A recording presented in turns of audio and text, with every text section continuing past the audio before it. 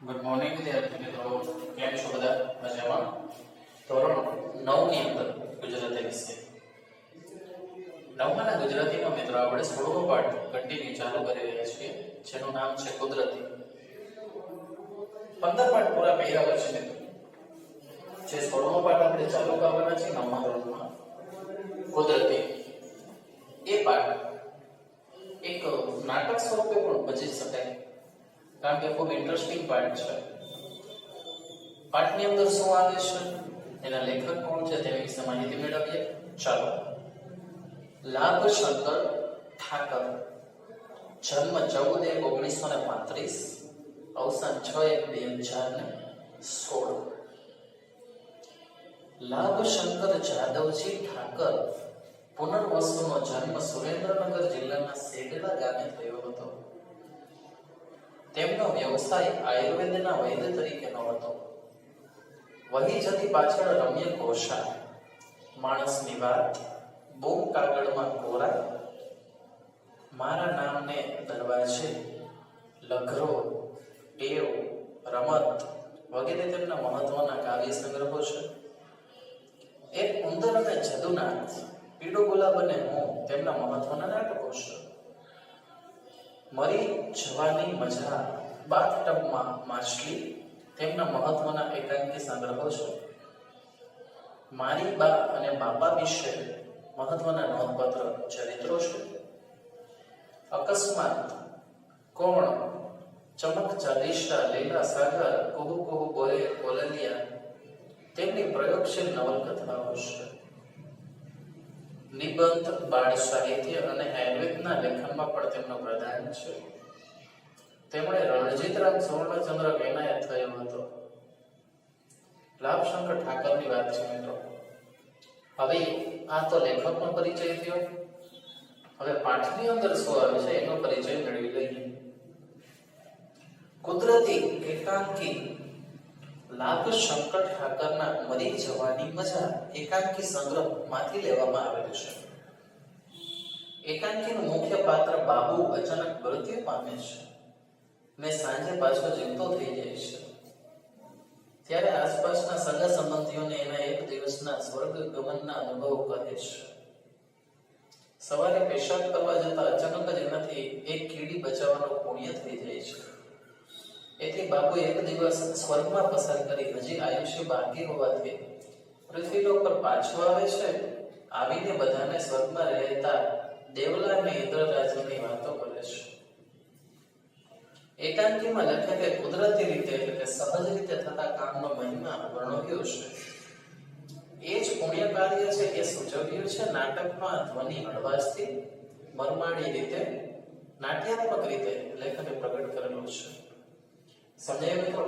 એક આખો એકાંકી છે, એક અંકમાં જે પૂરું થઈ જાય, જેનો બીજો પાર્ટ ના હોય એને એક અંકી કહેવાય.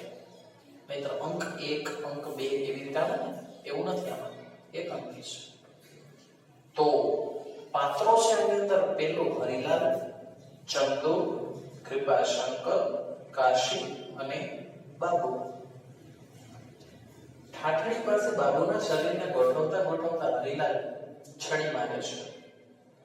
હરિલાલ કહે, એલા ઉભારો સબૂર, આ બાબડો તો જીવતો છે, આ જો એની આંખના પોપચા હાલે.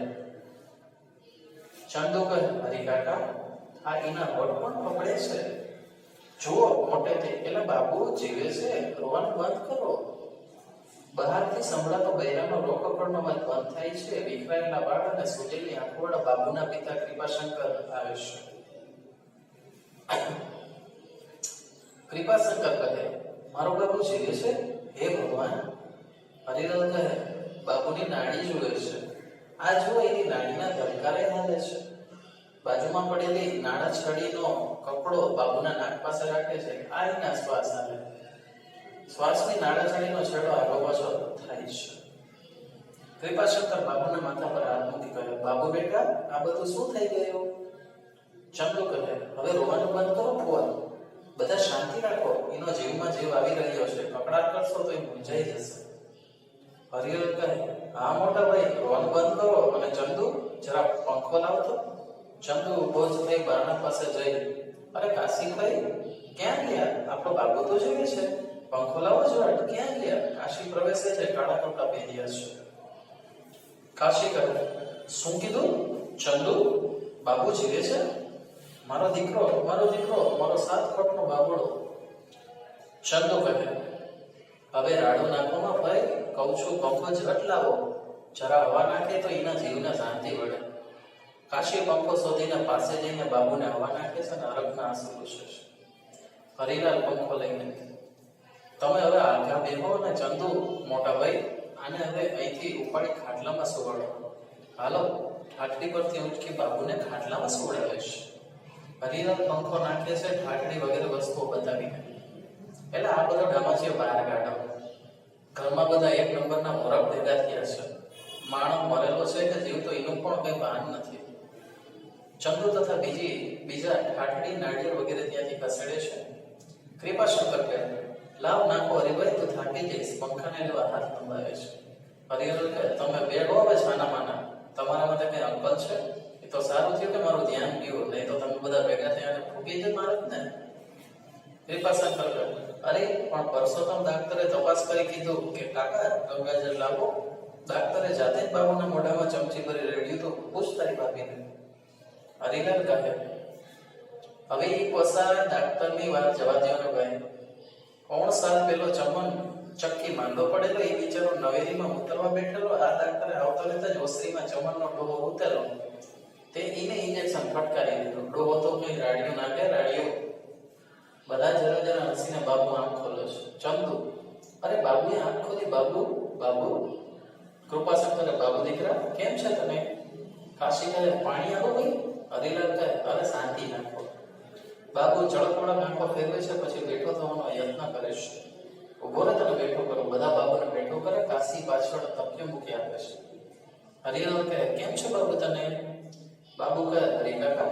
હરિલાલ કહે, હા બાબુ, હું હરિકાકા છું. કેમ છે તને? બાબુ કહે, સારું છે હરિકાકા, પણ કેળમાં જરા દુખે છે.